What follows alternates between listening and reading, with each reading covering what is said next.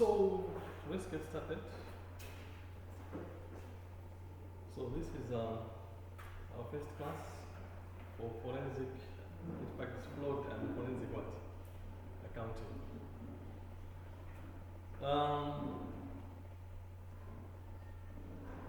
Before we start, I just want us to have a look at an introduction. Basically, I just want to go through the course outline so that we're able to understand what is expected of you and what is expected of me.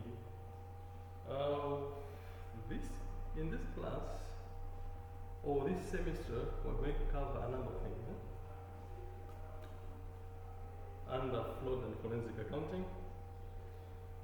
The main aim why we have this flood and forensic accounting is just to ensure you get enough skills or you develop what we call a forensic mind.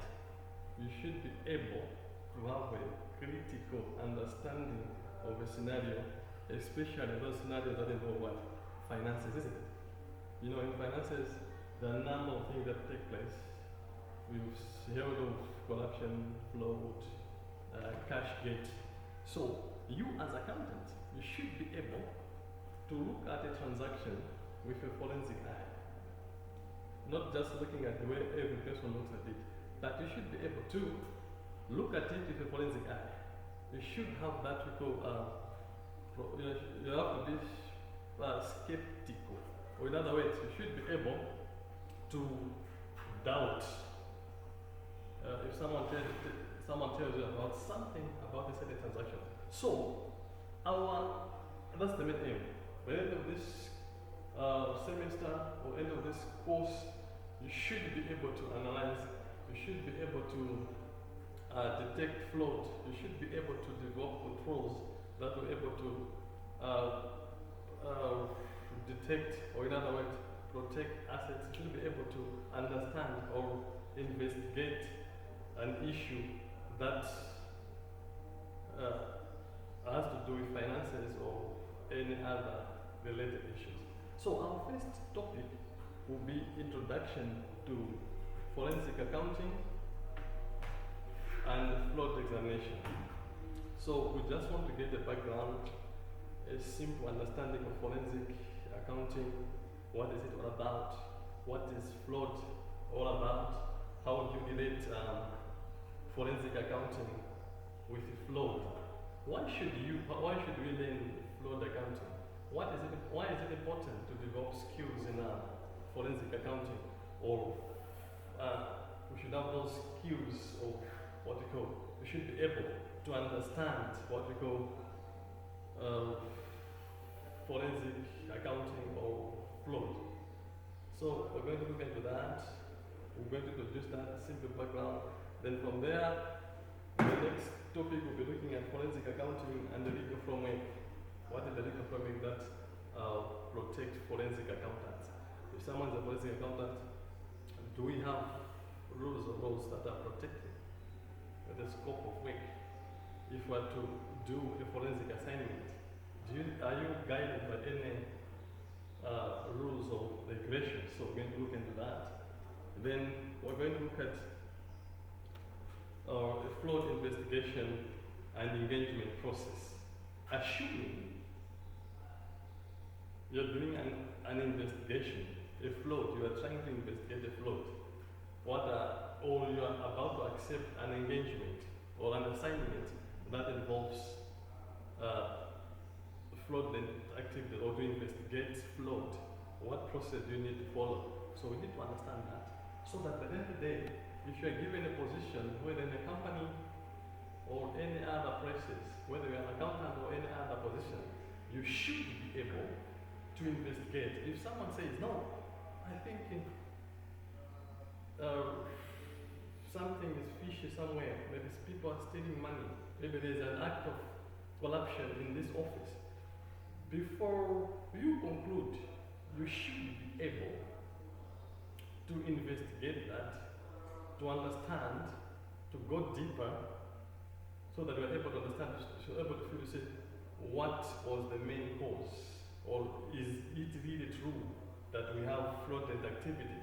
Is it really true that people are engaging themselves in fraud, or maybe it's just a message?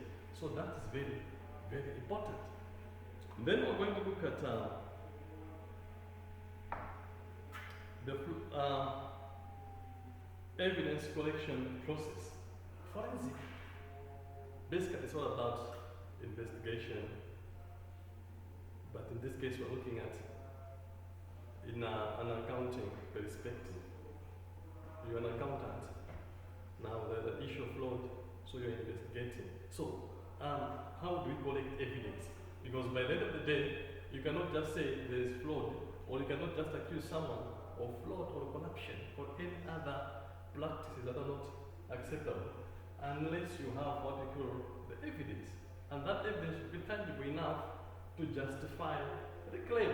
So you should be able to know, to actually to tell, you should be able to collect the information or the data relating to that claim, and you should be able to use your knowledge or skills to critically analyze the data and get to a conclusion, and the conclusion that will support the claim. So from there, we're also going to look at fraud examination evidence. We're also going to look at, so we're going to look at fraud examination evidence 1. Then we're going to look at fraud examination evidence 2, where we're looking at, now we're looking at interviewing people, or using the method of interviewing people relating to fraud cases. How do we get the information? How do you interview someone who is suspected of conducting what? A fraud? Or someone who is suspected of being a fraudster? So how do you do it? Or if there's a corruption, or any act that you feel like this act is fraudulent. So how do we get to interview such kind of people? And then we're going to look at the fraud report, litigation, and recovery process. So basically, that's what we're going to cover this semester. So it's important that you understand what we need to do and what is expected of you. Now, let's get started. Forensic introduction to forensic accounting. And fraud examination. Fraud examination. So, in this case, the first thing that I would want us to discuss is there are two things. We have introduction to forensic accounting and fraud examination. So I would want us first of all to look at the introduction of forensic accounting. The later we are going to discuss, we're going to introduce we're going to look at forensic what? We're going to look at the fraud, isn't it? Fraud examination. Now, we cannot start talking about forensic accounting without understanding what forensic accounting is all about. So the first thing, we need to define what forensic accounting is. But before we look at the definition, we need to understand the background and why we go into forensic. Now, if you look at research shows that forensic accounting is one of the oldest professions, and we can track it back to Egyptians. In Egypt, in those days,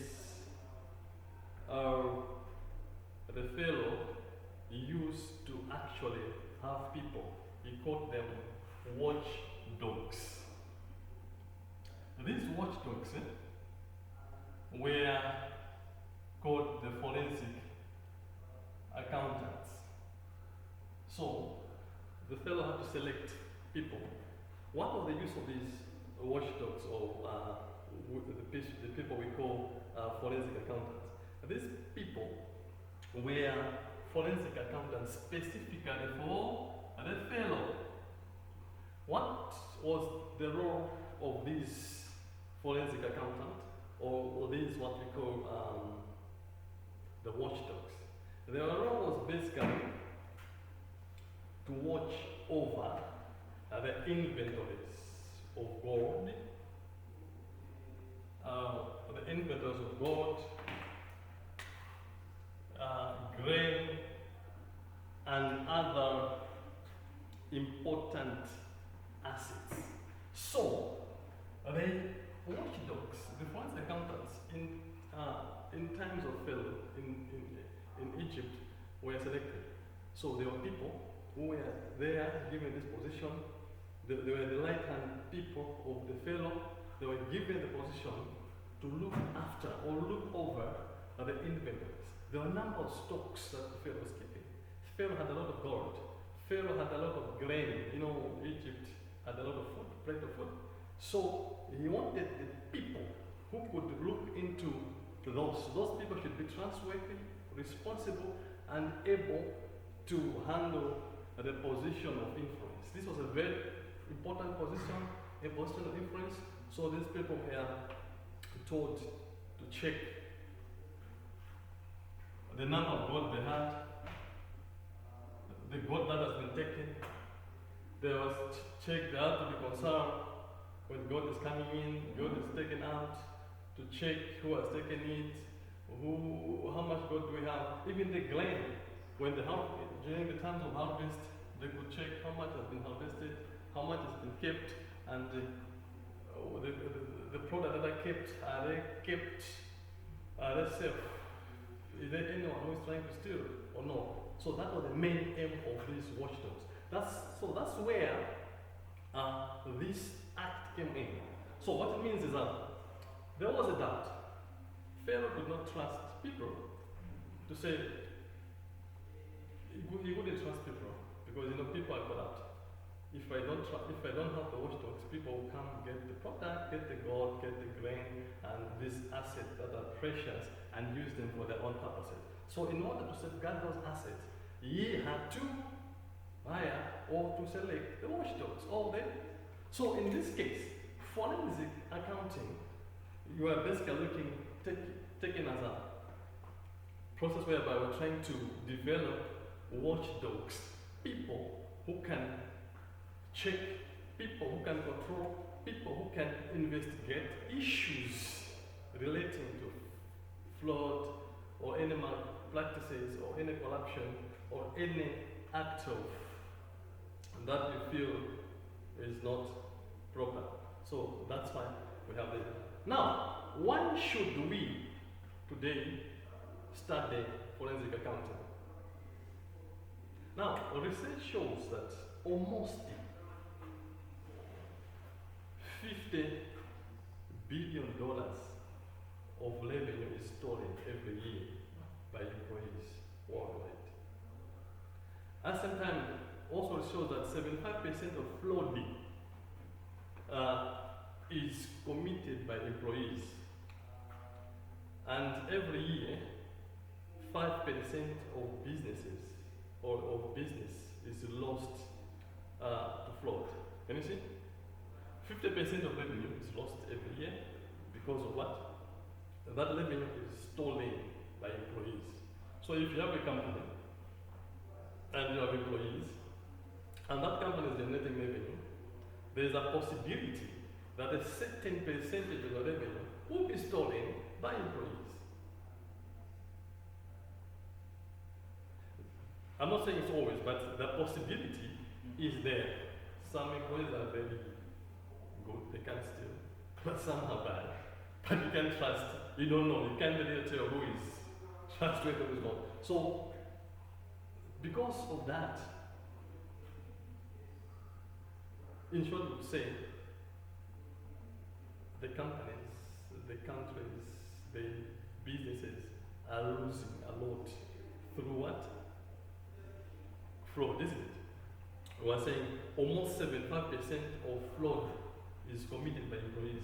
So employees are committing too much fraud in a number of companies. So this is the reason we are here studying forensic accounting, so that we can find a solution that will reduce or prevent or investigate issues relating to what? Fraud, isn't it? Yeah. So, since there is a huge loss, what do you expect? We are saying that this calls for a very, we need to have for a strict measure to uncover the act of what? Fraud. So this strict measure to uncover the act of fraud is the one that is has introduced what we call forensic accounting, so that we should be able to produce forensic accountants. Are you together? Thank you so much. So what's saying?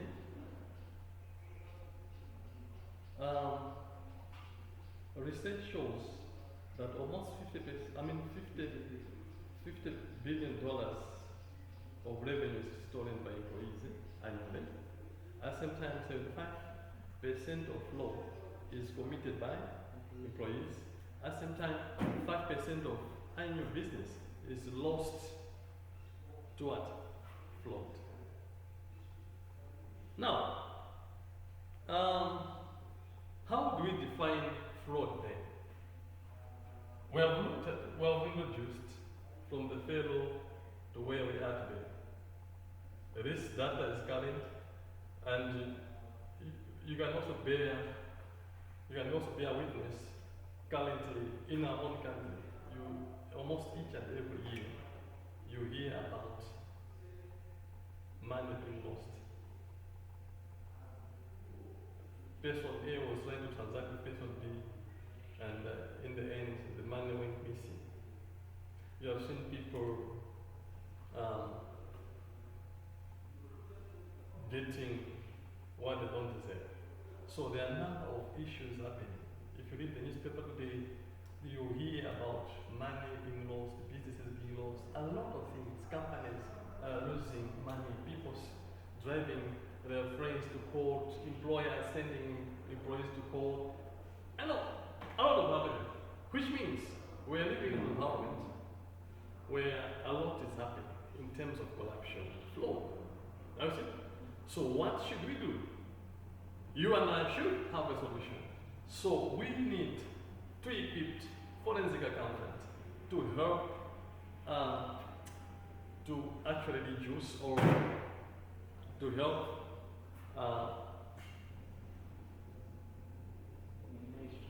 to minimize or to help to investigate issues of fraud. If you're an accountant, should be able that at this company, this act is an indicator of fraud. This act is genuine. So you should be able to tell if it's a fraud before it's acted. Before the fraud is concluded, you should be able to investigate deep down. You should be able to go deep to the bottom roots of that thing, so that you prevent it from taking shape. Now, let us define forensic accounting. According to Hopwood, Arena and Young,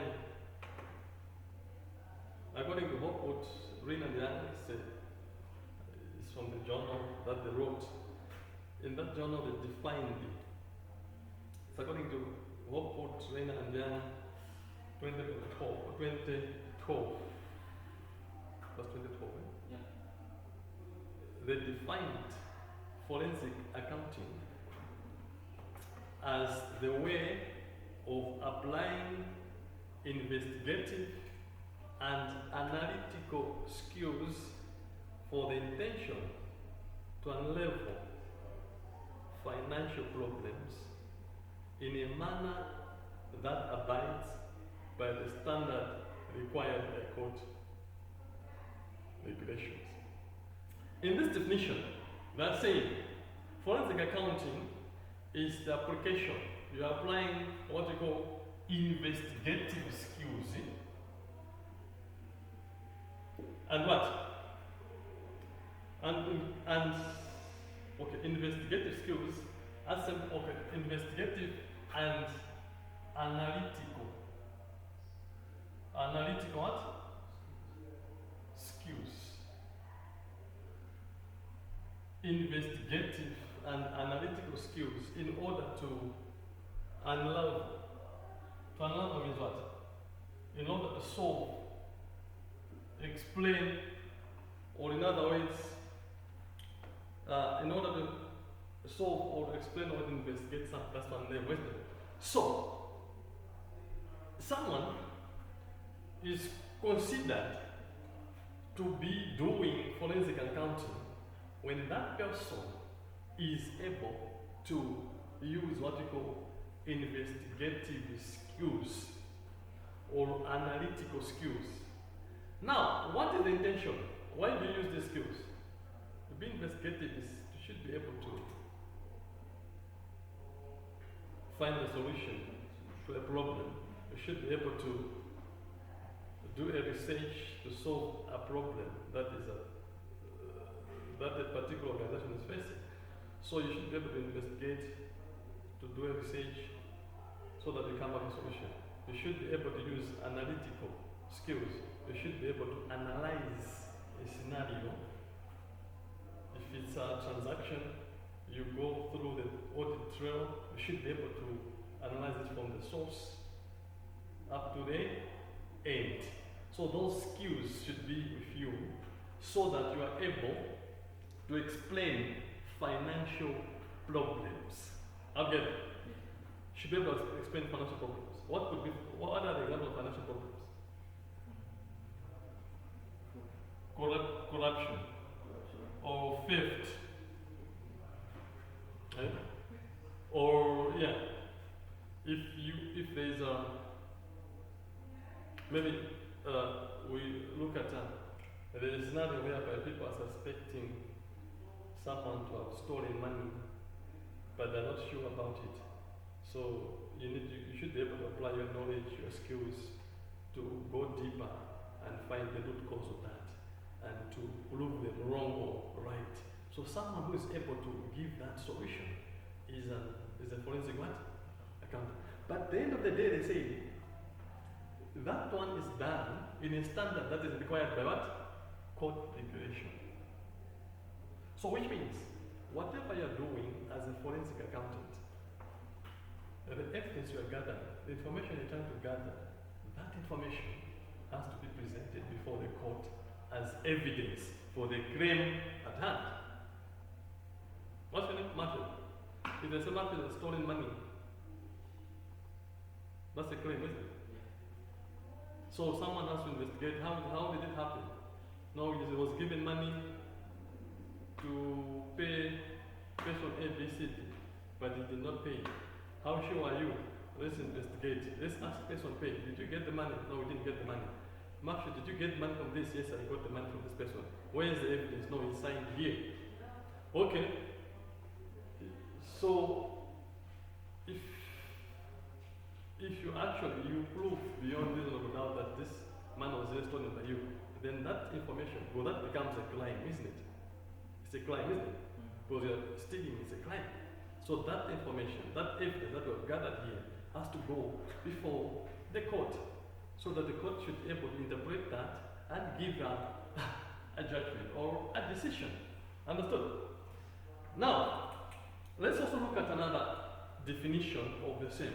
So, forensic accounting would be defined as an undertaking, or in other words, undertaking a financial investigation in a response to a particular event where the findings of the investigation may be used as evidence or to otherwise help solve disputes. Can you see? So forensic accounting is there to bring a solution or to resolve a dispute. To resolve what? Dispute. So that means a dispute could be between employer and employee. Disputes could be between families. Someone is claiming ownership of a particular asset, or the other family is claiming part of the land belonging to the other family. That's a dispute. Or someone is claiming to have done something right, where someone is claiming that no, this act was not right. So those disputes, for them to be resolved. So these disputes are not just disputes, they're serious disputes, isn't it? It could happen that maybe people had gone to court, but the evidence is not there. You are claiming that this one is a thief, he has stolen money, but the evidence is not there. So the court is looking for evidence. So who is going to give us evidence? We have to get a forensic accountant to go through this and give us evidence. So most forensic accounting assignments, whatever you do in the investigation you're doing, the analytical procedures or skills we are using are there to make sure that you are able to get enough and tangible evidence that you can present in the court of law, and the court will be satisfied and to make a decision, an informed decision, based on what you have investigated. I'll give you let's look at a practical example of a dispute, isn't it? Assuming you're an accountant, isn't it? Assuming you're an accountant for University of what? The long resident. I've been employed here to say,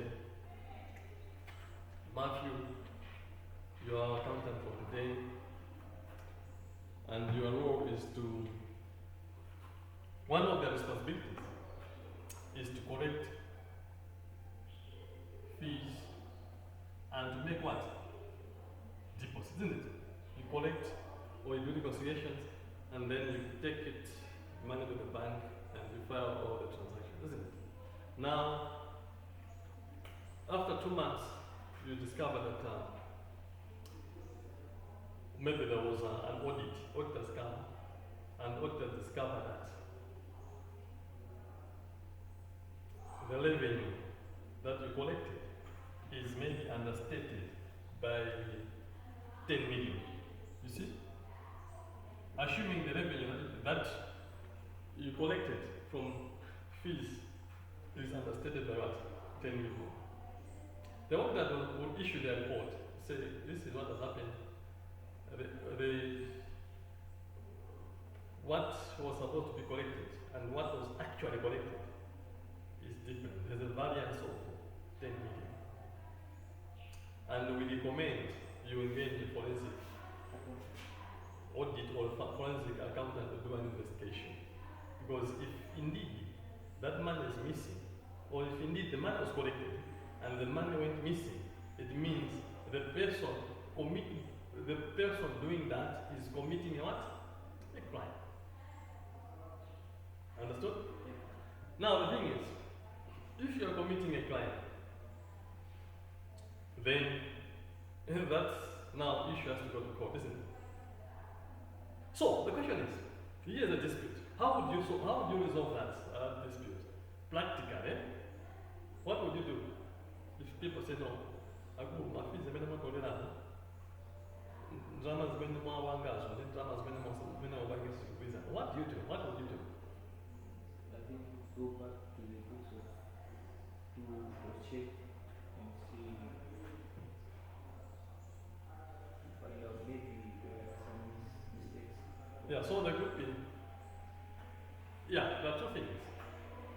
It could be that the money was not stolen, but maybe there was misposting of transactions, or indeed the money was what?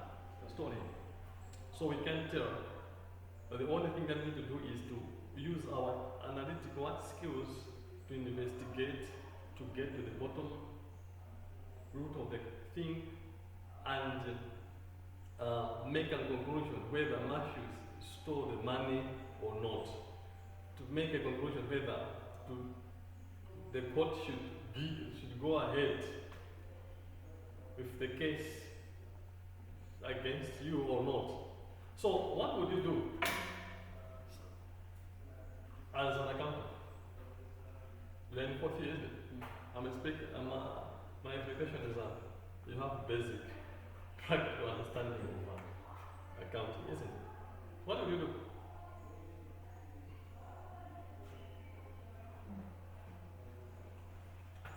They are saying you have stolen money.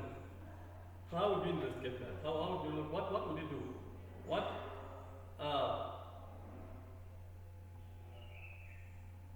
you have to apply your analytical skills. So what procedures would you use? I think the investigation is going to probably be based on the books of accounting. Okay. So what will happen is, if I were an accountant or a forensic accountant, what we would say is that, okay, the money is missing. I'm sure that money is belong, for example, it's for the first semester. The money for the first semester is missing. So what the first thing you do is, practically, when students are registered, the moment you get registered, what it means is you accept to be a student of the University of Europe, isn't it? Yes. So, what will happen is when you are registered, automatically we need to have, the institution should have a total number of what? Students who are what? Registered for that particular semester. So, all the registered students should immediately be what? Invoiced, isn't it? They have to be billed because they are now students. So we need to tell them that you have accepted to be a student here, so they're supposed to pay us, I don't know, roughly, how much is the fees? So they have to be invoiced. Each student will be invoiced what? 400,000 per child.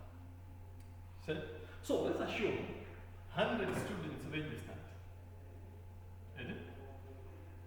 So if 100 students registered, registration say, so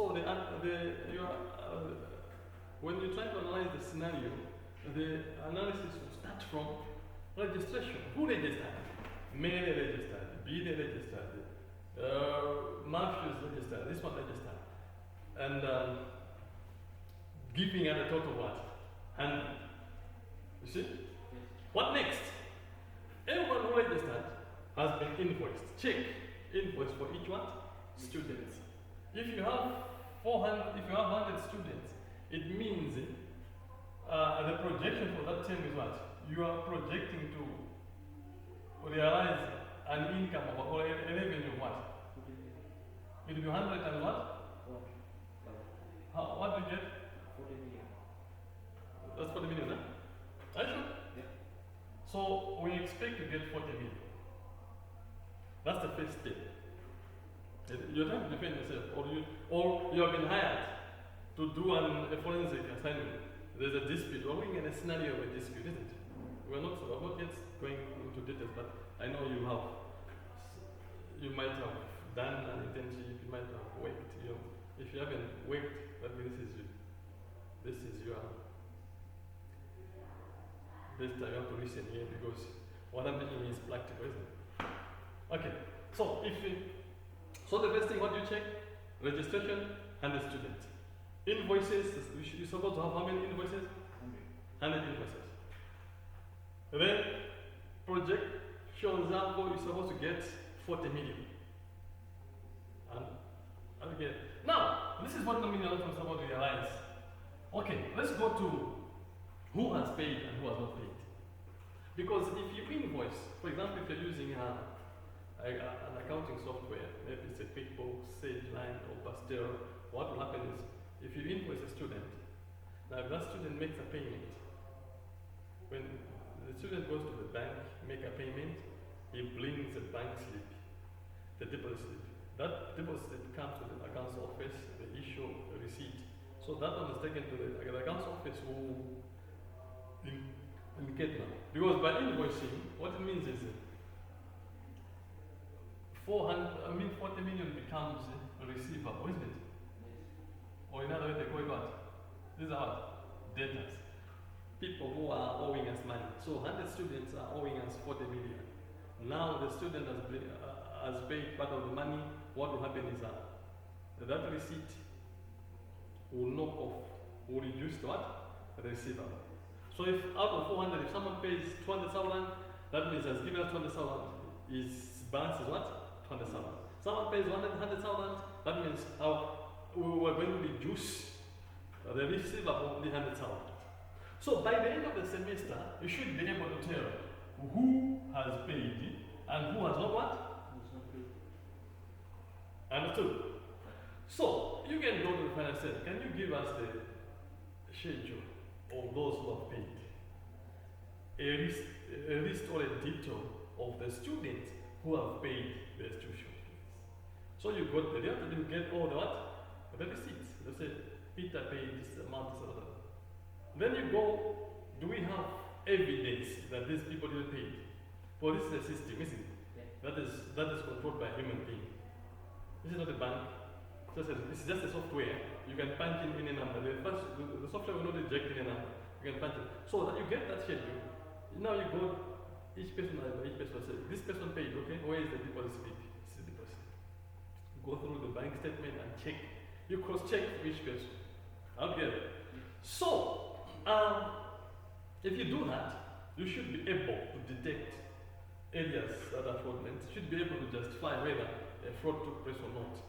Because if you're expecting 40 million and the books only show 35 million, if out of 40 million you want to collect 35 million, what it means is 5 million is still what? Outstanding, isn't it? So 5 million is still a receivable. The question is 5 million really a receivable? It could be yes or no. Eh? So we need to justify that. If 40 million, or if the 40 million was collected and the book shows 30 million, and if you go to the bank,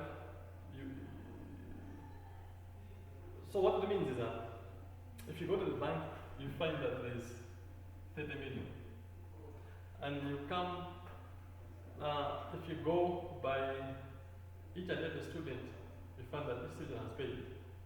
But you discover that some students maybe were paying cash, they never deposited cash. And that cash was not deposited to the bank. Maybe someone had to get the cash and use it. So that's how the fraud acted. So if someone is collecting cash and the other one is going to the bank, if the money that is paid on cash is not deposited to the bank, what we mean is the revenue will be under what? Stated, isn't it? So that's why we're saying forensic accountants are there to investigate. You should have that mind. Okay. In accounting, I hope you have done, they say, professional what? Skepticism, isn't it? Have you ever heard of that? Accountants should be skeptical. You should have a questioning what? Mind. When someone is telling you something, don't just believe it. Question the validity of that statement. Because you are an accountant. You are working with figures. You cannot just accept everything. Question. Be skeptical. That is what is needed professionally. Understood? Yes. So, we're saying forensic accountants basically use what we call uncommon, they use uncommon competences. To be competent to bank account.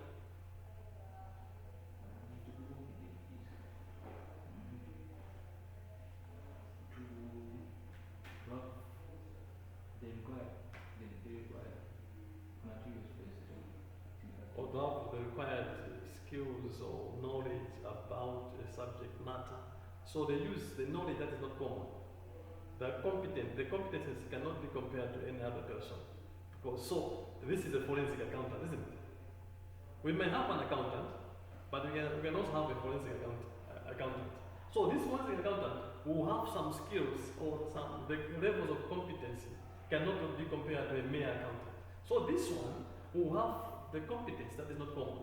Or in other words, so they have, which competence are we talking about? We're looking at the skills in accounting. They may have skills in auditing or financing or certain areas of law or research or investigation that any other accountant may not have, isn't it? Or any other person in finance may not have. That one is a competent forensic what? Accountant.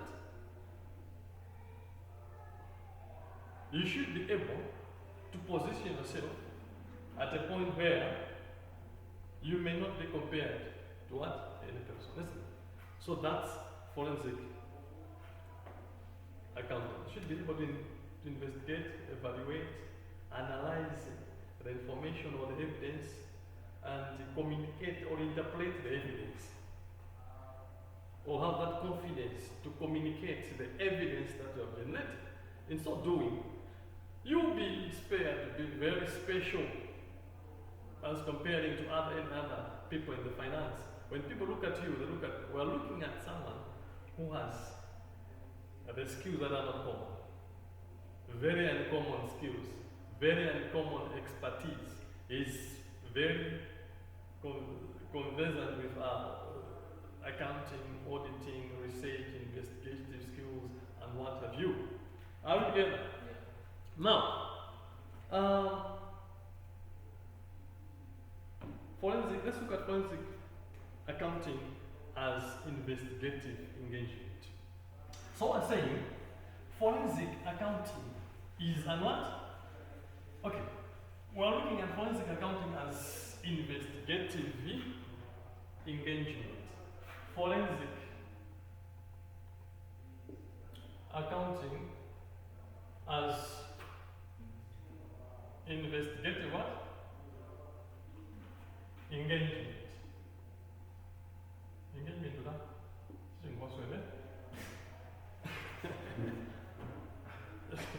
So, if you're a forensic accountant, you basically deal with forensic assignments. So those assignments, if someone hires you to do an assignment in forensic accounting, that means that hiring is the engagement. They're engaging you.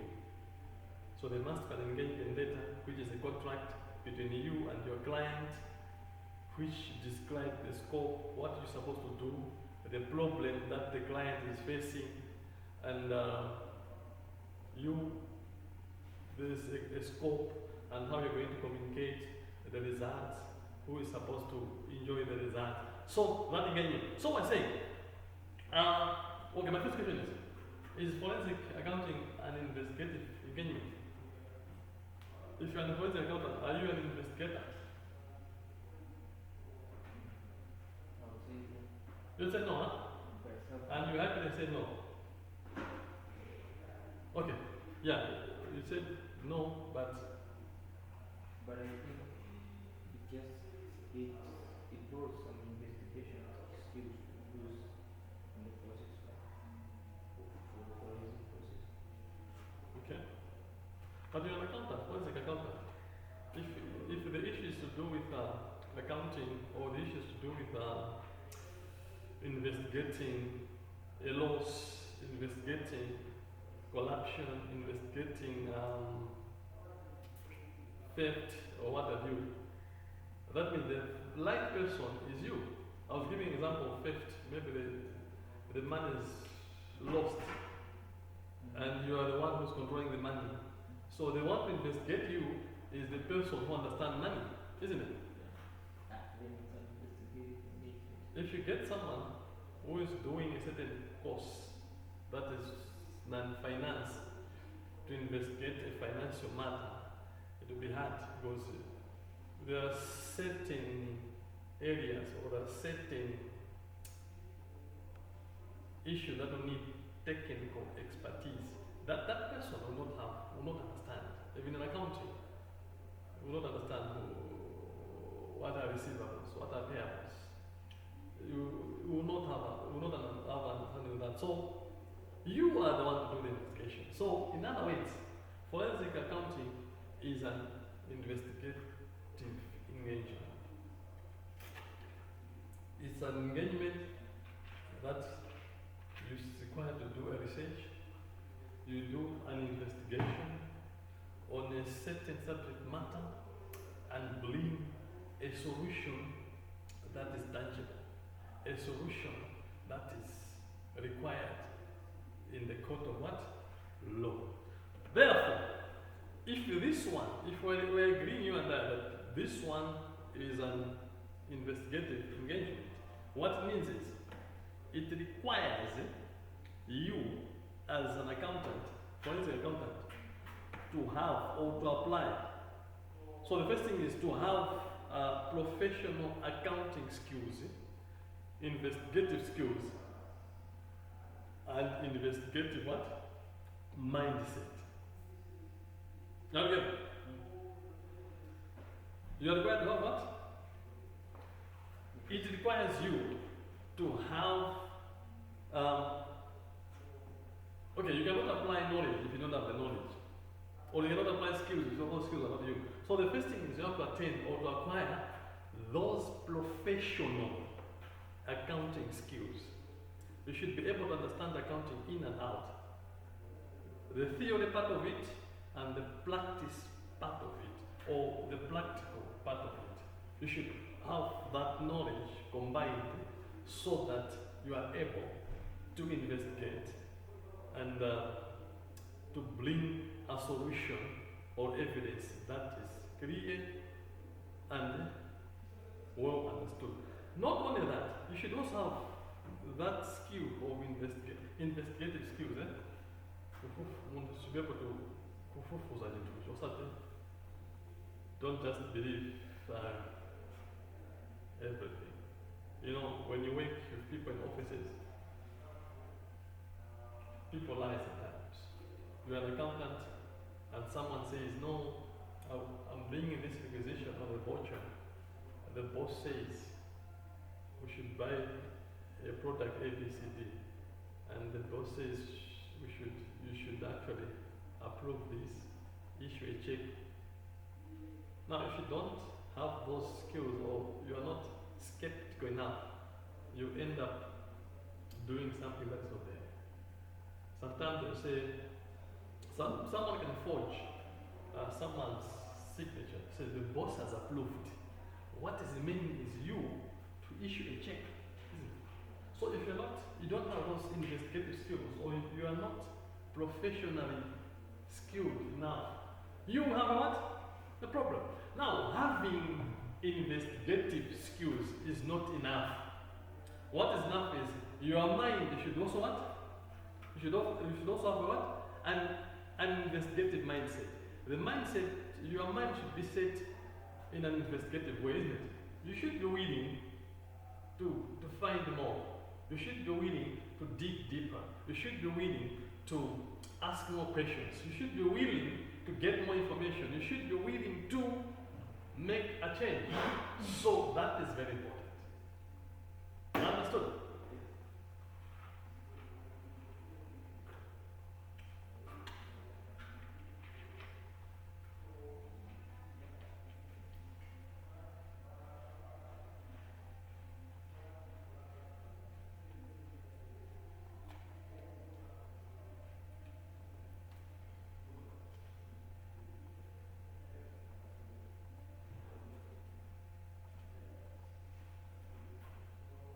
So, do you think forensic accounting is an exciting career?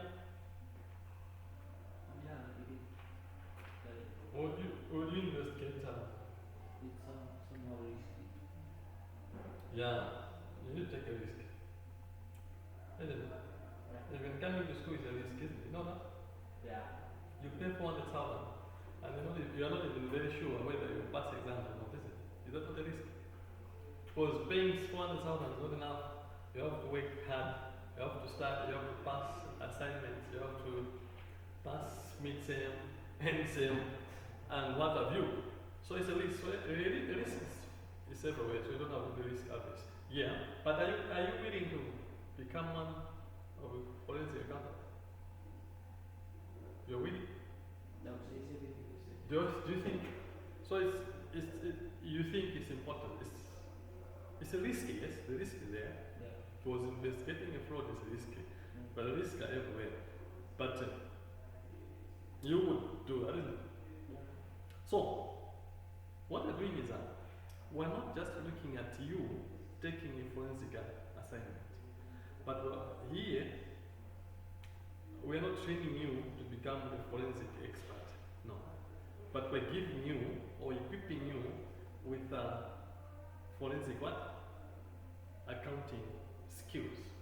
So that when you look at things, if you go in the office, you look at a transaction, you look at everyone, have a forensic what? Isn't it? This or that forensic, I'm not just looking at you, but I'm looking at a number of things. When you look at someone, look at a number of things. When you're trying to look at a transaction, when someone's trying to convince you, try to doubt and check for the validity of whatever they're saying. Well, so, mainly, forensic accounting is about settling what dispute. They're involving disputes. There are disputes, so you're trying to investigate, find a solution so that that dispute is resolved. So, also, it involves issue of fraud or other illegal and unethical conduct. Can you see? Illegal not unethical conduct, isn't it?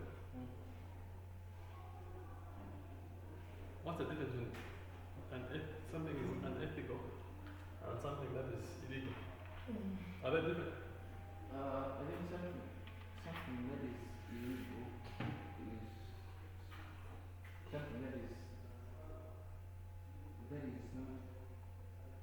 not accepted by the rules and regulations of the. Okay. While- So legal. And we can lose. We have a constitution. Yeah. We abide by that. Well. So are we complying? That's about legality. Yeah. Ethics. I think ethics is More of code of conduct, huh? Yeah, code of conduct, more of beliefs and Morality. Issues of morality. yeah. Yeah. This one is a very good discipline. It's a very good, exciting and profitable discipline. However, it's a risk, isn't it? Because it combines knowledge and that awareness.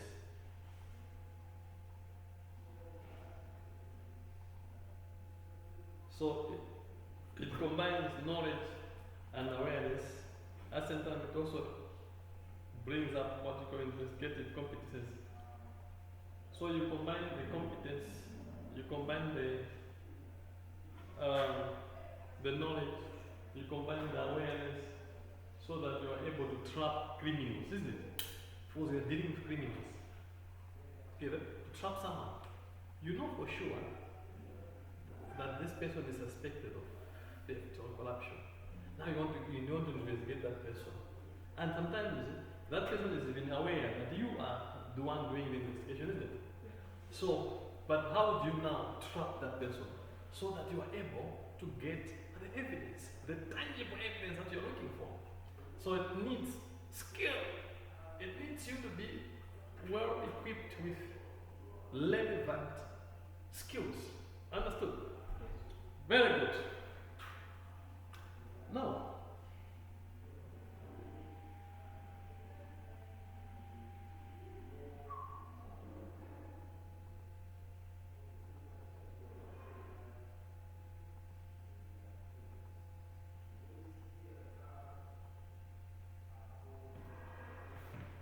do you have any question on what we've discussed so far?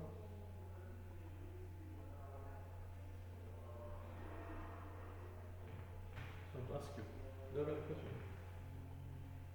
On what we've discussed so far?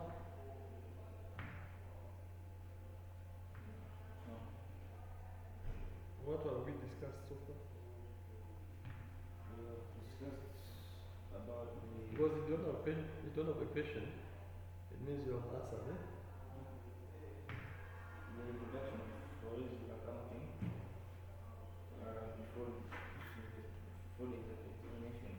So we have looked at the definition, how it operates, Mm-hmm. yeah, and like some requirements of the forensic, somebody who is to be engaged in forensic accounting. There are some, he has to have at least some skills which will make it easy for them to go through the stages. And also, we have also discussed about forensic accounting and investigation engagement. Then while we are like we also talked about why is it necessary for like more why are we is an accountant supposed to get involved in if we as an accountant is supposed to get involved in investigation and engagement. Okay. Now let's look at composition of forensic accounting. Composition of forensic accounting. Now, what is the composition of forensic accounting?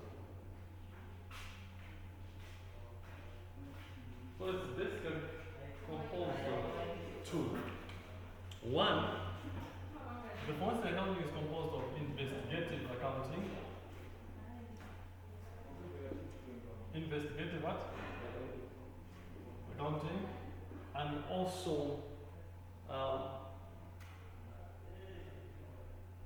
litigation support. Litigation support.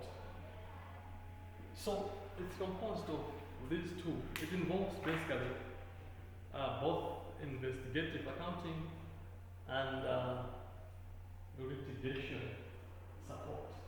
Now, when we are saying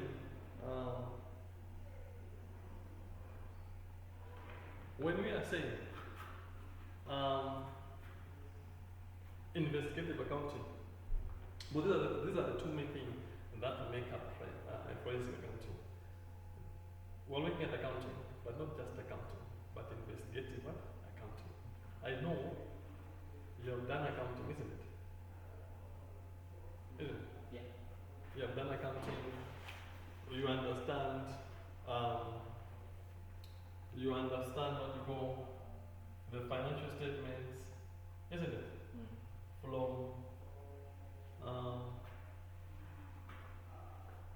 From statement of financial position. What else do we have? Statement of profit and loss, and now the comprehensive income. Now they say statement of what? Comprehensive income. You also have what we call. What else do you have? Income statement. What's the income statement and statement of profit and loss? Any difference? I thought you're talking of the same thing. So statements of cash flows. You have also looked at notes. Okay, before notes, you have statement of what? Changes in what? Equity. Then you also have what we call notes to the what? Notes to the account, isn't it? If you were to look at the financial statement in accordance with what? IAS what? Do you know what IAS are? What are these? International accounting standards. So according to International Accounting Standard 1, the financial statements are supposed to be in this composition, or they are supposed to be in this. It has to. You have to have a statement of financial position, statement of income, and a statement of profit and loss and comprehensive income, or statement of cash flows, statement of changes in equity, then all the notes. That's how we do it. An accountant will do it. Now, we're looking at investigative accounting in the other side.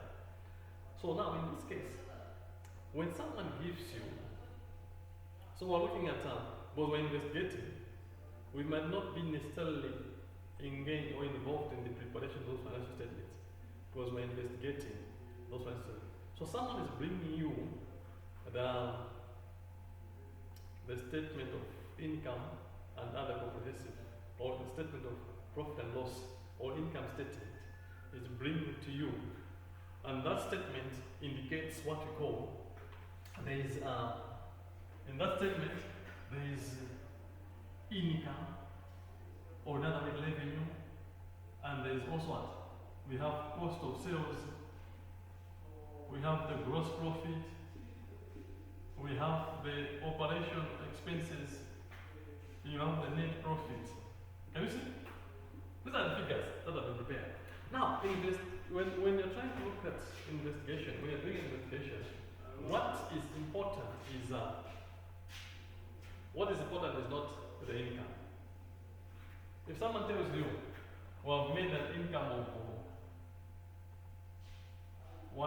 of 10 million, you might agree with them or not. But before you agree with them, or before you disagree with them, you need to understand. So the next question is, what is the breakdown of the 10 million? How did you generate the 10 million? So that person has to provide evidence. Because someone can sit here and prepare a very good financial statement from the blues. But in this case, we're looking at, that's why you don't need to trust everything. You have to be very skeptical. So it's not important to tell you that they've made this million. But the important thing is for them to justify to you. You see? They need to prove to you beyond a doubt that this is how we generated 10 million. This is the evidence, this is the breakdown. 10 million is coming from sales of maize, sales of tobacco, sales of soya. This sales of maize, number 5 million. Where did you sell? Do you have the supporting documentation to support this transaction? You go to the next transaction. Do you have the supporting what? Evidence to support this? You go to the next transaction. This one, that's what we call investigating. You're now investigating, isn't it? You're not just trying to believe what they're telling you, but you want to go beyond what they're telling you, so that you go deeper and prove if really they made 10 million. They might have made more than 10 million. They might have made less than what? 10 million. Or they might have made 10 million, isn't it? But now it's up to you to make that investigation, to prove to them beyond. Beyond.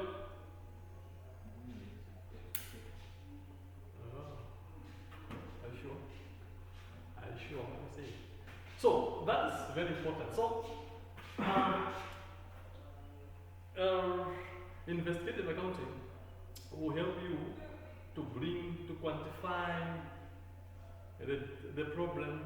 If it's about 50, you can quantify using the figure to say, now I think the theft, the magnitude of theft is this, so you can give them the figures that are required after a thorough investigation.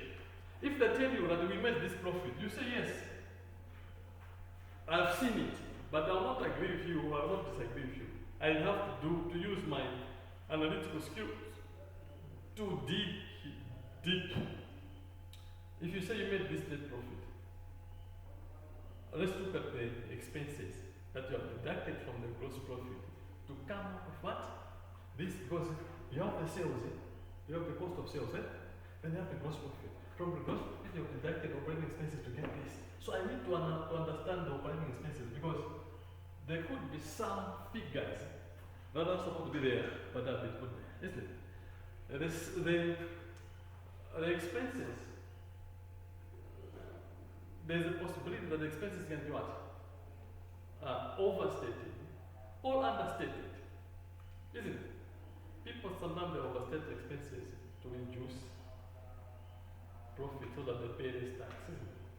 Some of the people may overstate the profit, they'll understate expenses so that they overstate the profit so that they're able to access loans from banks or whatever the case. So, you as someone who has studied forensic accounting should be able to tell. If you work at the bank and the bank is about to give a loan to someone and someone brings the financial bill to you, you should be able to analyze, no, I think there's something fishy, we need to dig down. Well, how did they come up with this profit? What are the expenses? Do they have the supporting documentation? The evidence? Now, all supporting documentation are the what? The evidences that are required. Can they justify these payments? Which is very important. So, that's the first component. The other component is litigation support. So, as a forensic accounting, you provide what you call litigation support. Litigation is what? When they say litigation, what does that mean? So basically, we're looking at the process of what? Taking a legal action. That's litigation, eh? You are trying to take a legal action. Someone has your money and doesn't want to pay you. So you drive that person to the court. You are trying to take a legal action. That's the litigation. So your role as a forensic accountant is to provide support in case of what? Litigation. Then at the end of all the processes, the evidence that you gather, what you're investigating, where you apply your skills, that evidence has to go to the court of what? Law, isn't it? It has to go to the court and say, I'm bringing this evidence, I've quantified it, this is the magnitude of this issue, and I have the evidence, I have photocopied all the evidence, and this is the evidence before the court. So the court will go, oh, you have simplified that way. See? So you can't provide a tangible evidence, you can't provide evidence that people can trust if you don't have the investigative skills. Understood? Yes. Very good. So you support, you help them, you help the court, you help the lawyers, you help or any other person who is involved in that, in the legal action, to give them support, isn't it? Are we together?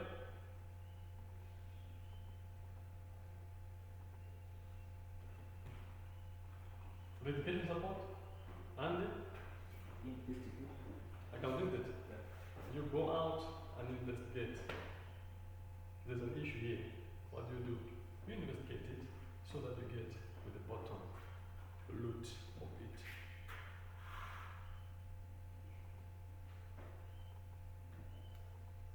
So investigation, if you are given financial statements,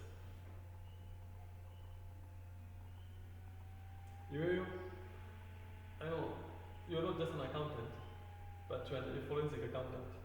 You are an accountant who has skills, better skills than any other accountant. You're an accountant who has investigative skills, who has the levels of competences above any other accountant, isn't it?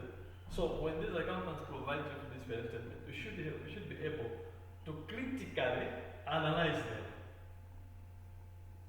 to validate them, isn't it? Okay.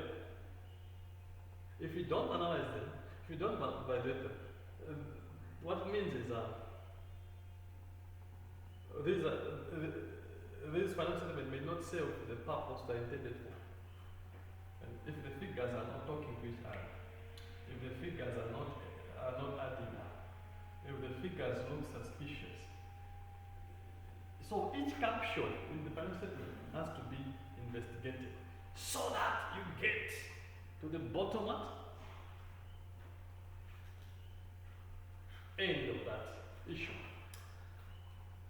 Do you have any questions, sir, on what we have discussed on introduction to forensic accounting? Can you come again on the litigation system?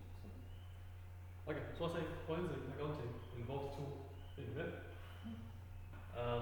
We're saying one is investigative skills, investigative accounting, where you provide accounting support.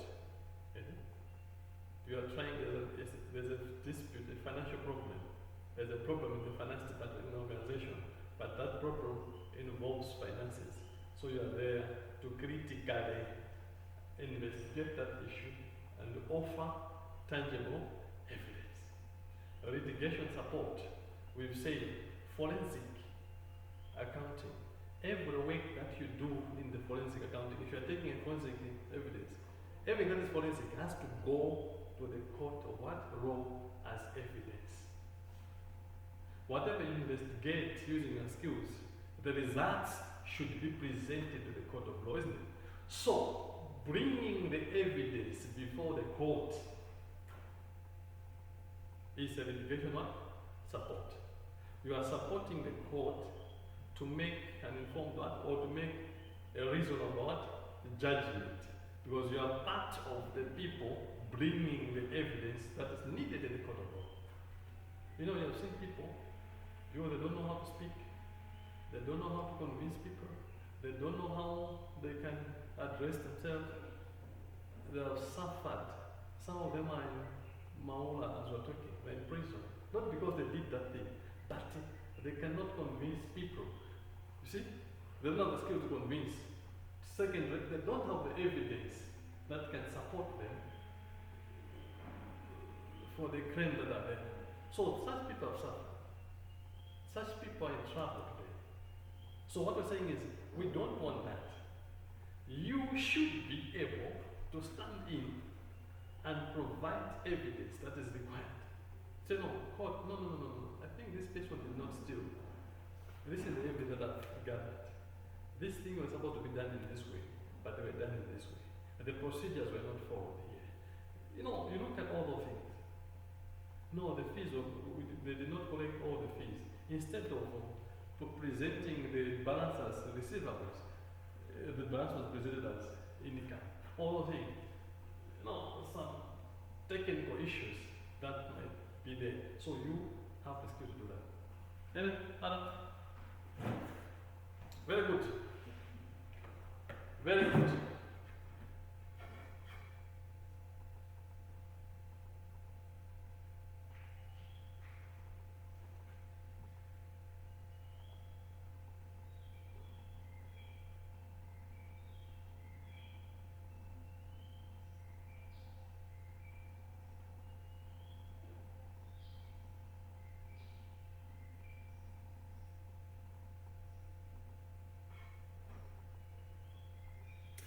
Let's move on. If you don't have a question, I don't have further comments, but let's move on to the next section. We have introduced forensic accounting. Now we can hardly introduce flow, isn't it? Yes. So let's look at the introduction to flow.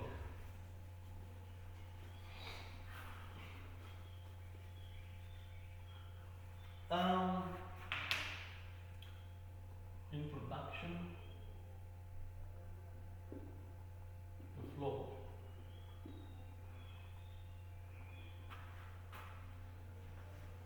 My friend, have you ever heard of flow? Are you sure? Yeah. Where did you hear it?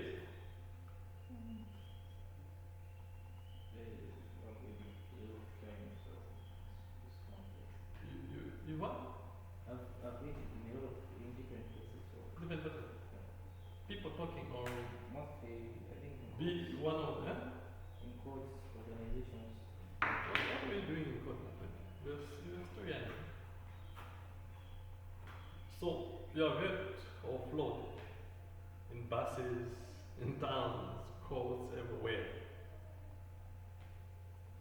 Have you ever involved yourself in any fraudulent activity?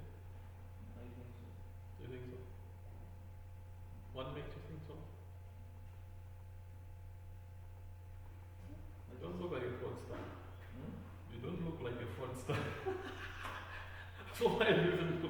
Why do you say you think so? Anyway, I'm not trying to investigate you. I'm not trying to get it, but from what you're saying, you can tell that you should be one of those. Now, in your own opinion, if say someone says flawed, what does that mean? Do you have a specific definition, or do you think you would be able to define what flawed is all about? Having heard of flawed, what is flawed in other words? I think fraud. If I'm giving exams today, and the only question I'm giving is flawed, define flawed 100%. What would you say? 90% is just what? Define, give me a definition of flawed. 100%.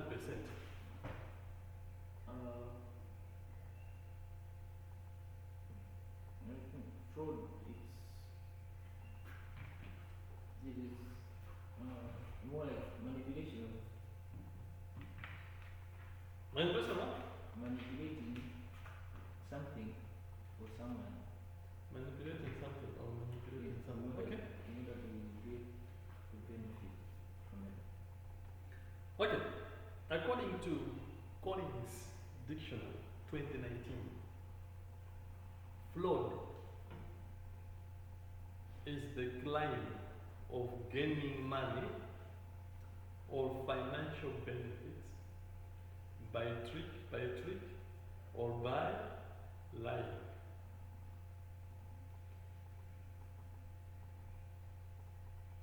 So, in other words, it's something or someone that deceives people in a way that is illegal and dishonest. So I'm saying the first thing is saying a fraud is a claim of gaining what? Money. So fraudsters basically they target money and any other financial benefits. How do they do that? They use tricks and they also lie to people. So by the end of the day, what they want is to get what does not belong to them. To get financial benefit that is not belonging to them by using tricks or lying. Can you give me an example of a trick or lie that someone has?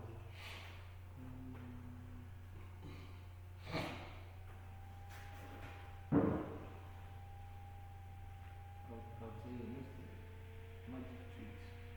Magic tricks. Mm, What are magic?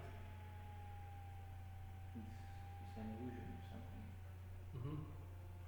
Are you a magician? No. You're not, huh? Okay. I was scared. I was about to run away. No. So yeah, talk. What about magics? How do they work and how do they get money from people? There is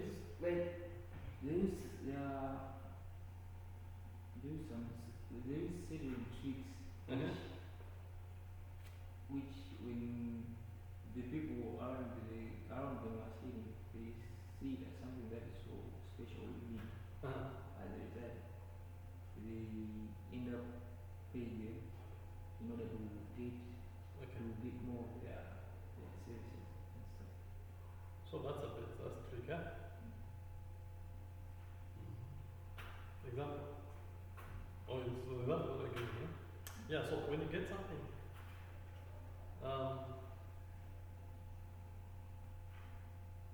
there are people lie. I remember, was it on Christmas? No, soon after Christmas, someone called my sister to say, I'm here in Zuzu. Your son has been killed.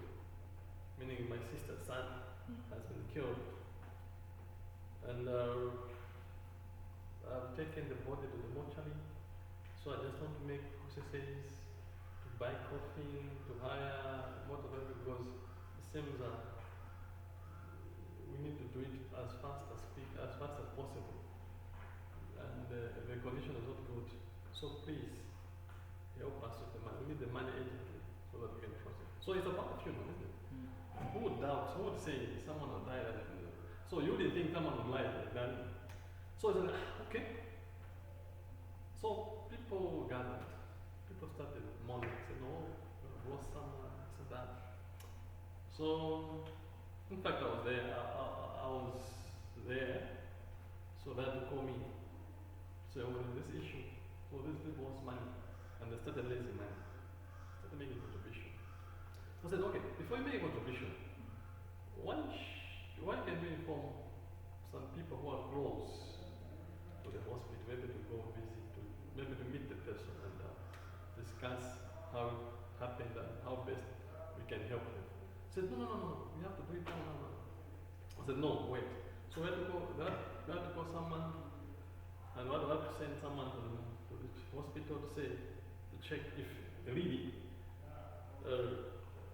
the son that is being claimed as really died and the body is still in the hospital. So when they went there, I said, no one has been killed here, and we haven't received any message, and there is no one who's dead yet. In fact, the mortuary had 2 dead bodies. The other person was 90 years. The other one was 77 years. And the son we're talking about was 24 years. See? Now this is calling the person. My friend, we have the money, we have the cash, we want to give you. He said, no, don't give us cash. We should send what? Air to money. I said, no, why should you send air to money? Can you come to the hospital? We meet and we give you the money. No. So I think because they said, let's come to the hospital, you suspect, no, this guy is okay. So later on, the phone was switched off. Stopped picking up the calls, some of the people. Yeah, and we discovered that the son is still alive. He wasn't dead. Nothing happened to him. So those guys were fraudsters. They wanted to use tricks, and they wanted to use their skills to get what does not belong to them. So that is what we call fraud, isn't it? Yeah. So I think we can, before we stop, because before we stop, no, I think we need to stop there for now. But before we stop, let's just finalize by looking at there are basically 2 principal methods that if you have to get something from other people, there are 2 methods, isn't it? It's either you can use what? Fraud, or you can use what? Robbery, isn't it? Yeah. You can rob someone, or you can use fraud to get something from someone, money or financial benefit from someone. And but between the 2, robbery is too harsh because someone can come with a knife, can come with a gun, can come with a weapon to actually get something from you by force, isn't it? While fraud, you don't bring in a weapon. You just use the word of the mouth. You just trick someone. Okay. But now the question is, why are we focusing much on fraud, but not on robbery? The reason is, though robbery is harsh, but the loss, if you compare the loss between the fraud and robbery, you find that there is too much loss in fraud than robbery. It's maybe once in a year, once in twice or 3 times in a year, we hear people have been what? Robbed, isn't it?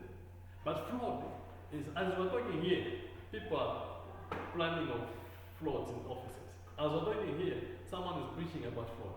As we're talking here, someone is tricking someone. So it's very, very common. And the loss is huge. That's why we need to tighten our controls so that we're able to overcome, or were able to destroy, or were able to seal those loopholes. Understood? Yeah. Thank you. Any questions? Oh, it's over 3 o'clock now. It's almost 3:15. So our 2 hours is gone. We stop there and let's meet next week. Wednesday. So it's Wednesday, isn't it? Yeah, 24. Thank you. Thank you.